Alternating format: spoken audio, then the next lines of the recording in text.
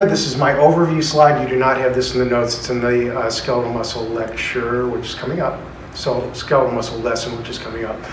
But I just provide this as an overview for you so you can see where we're at. Basically, you've got your nerve coming down from the brain through the spinal cord, and it goes out, and information in the form of action potentials propagates along, and it hits this terminus of the nerve fiber here, okay, the terminal. And this is the neuromuscular junction. It is the classical synapse. We'll be covering that in the next lesson.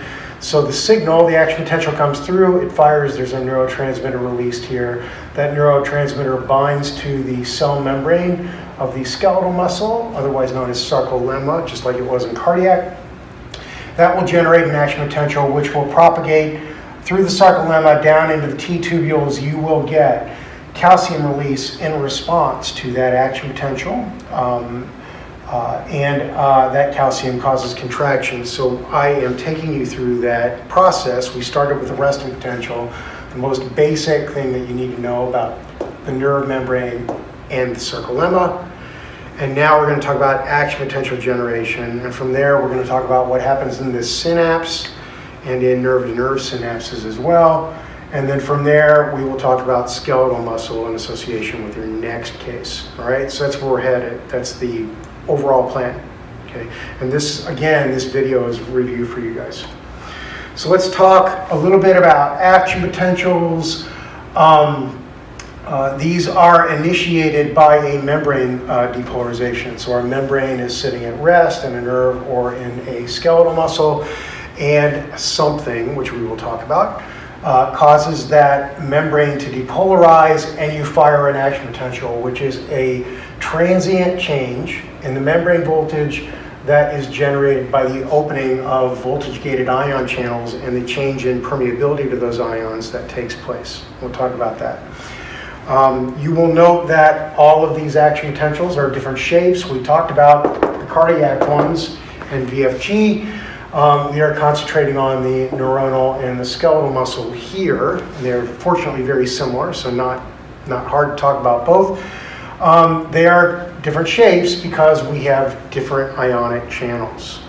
And one thing you might want to note right up front is that although we talk about the sodium channel in cardiac muscle, ventricular muscle, and in nerve and skeletal muscle like it's one channel because they all pretty much act the same, you should note that there are many different types of sodium channels. They are encoded by different genes in different tissues, and if you get a mutation in a gene, it may cause problems with a sodium channel in a skeletal muscle, myocyte, but not in neuron or ventricular muscle because those sodium channels are encoded by different genes, even though they act pretty much the same. So we're going to talk about fast sodium channels like they're all one channel, but for instance, but you should know that they're generated by different genes. Same thing with the potassium channels. You guys know now, there's a wide variety of potassium channels. And you ran into a number of them in the ventricular myocytes. That won't be a great surprise. But even the ones of the same type are often encoded by different genes in different tissues. All right? So let's talk first about this upstroke. As you hopefully may recall, this is generated in neurons, skeletal muscle, and ventricular muscle, and atrial, of course, by sodium channels opening. So what happens is you increase the permeability to sodium, as you should remember now from the resting membrane review. When you increase the permeability to an ion, the voltage migrates towards that ion's equilibrium potential. So we sit at rest, we have the highest permeability to potassium, and our membrane voltage is very close to the Nernst potential for potassium. Now we open a bunch of sodium channels really fast.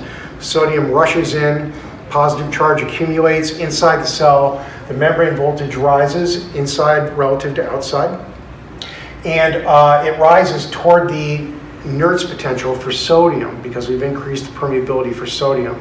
And we've done it in a massive way very quickly, so our voltage shoots up to the sky.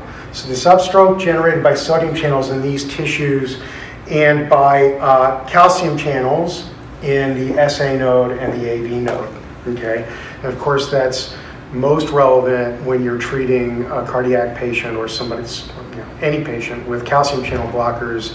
If you see a lengthening of the PR interval, you know that that represents the AV nodal delay, and at least the PQ interval does. And so you'll slow the propagation of this action potential down. If you block calcium channels are the sodium channels of the SA and AV node, all right? These channels open via gates. We will talk about that in detail a little bit later, okay?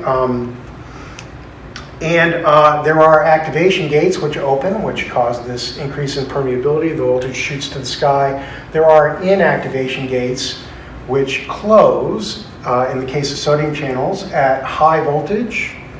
And that shuts the sodium current down and decreases the permeability to sodium. The inactivation gate closes. It clogs up that channel, stops the sodium from going through, and obviously, that happens with a delay. So the activation gates open quick. The inactivation gates close. They're lazy, worthless, and weak. They don't they don't close to any significant extent until you're well into the action potential, close to the peak here. Okay. As we decrease our permeability to sodium, we increase the permeability to potassium through potassium channel activation. Those gates flip open with a delay, of course, because they flip open late here, and your voltage comes back down toward rest, okay? And of course, that is more gradual than the sodium channel opening. It doesn't really happen to a great extent until later in the action potential, and that's why your voltage drops later in the action potential. So characteristics of action potentials, we have a depolarizing phase, which is coming up and going less negative from rest. We have the repolarization phase, which is coming back down toward rest.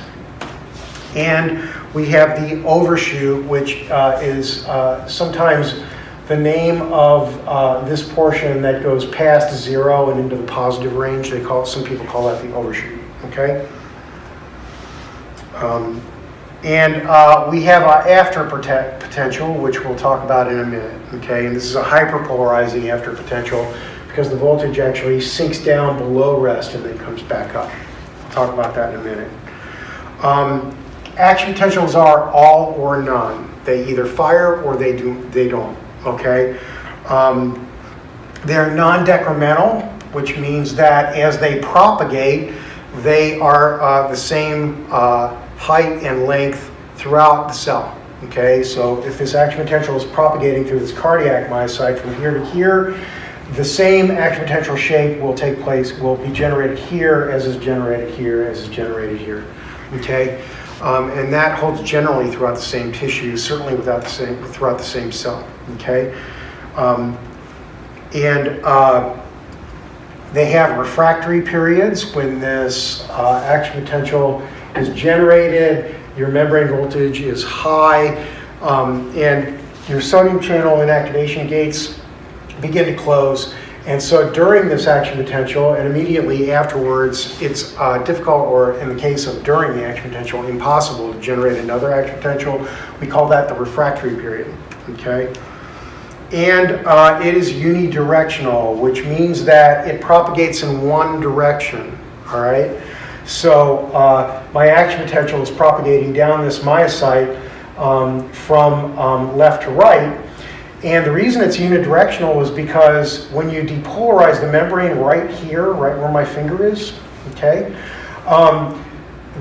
the membrane behind this point is firing or is just fired, which means that it is refractory. So the action potential can't propagate back in this direction. So it must propagate forward, and that means that it propagates in a unidirectional way. It has to propagate into membrane that is not fired yet, where the membrane is not refractory. So that's why it's unidirectional. And there is a threshold potential, and do note that this is not a standard value. It does vary, and we'll talk about what characteristics cause that to vary, cause it to go up or come down, all right? We'll talk about that a little bit later. And once again, action potentials propagate. So in this case, we're propagating left to right unidirectionally, okay? So that if you fire an action potential here, it's going to propagate along the membrane into areas that have not fired an action potential yet, okay? So in that respect, we get propagation.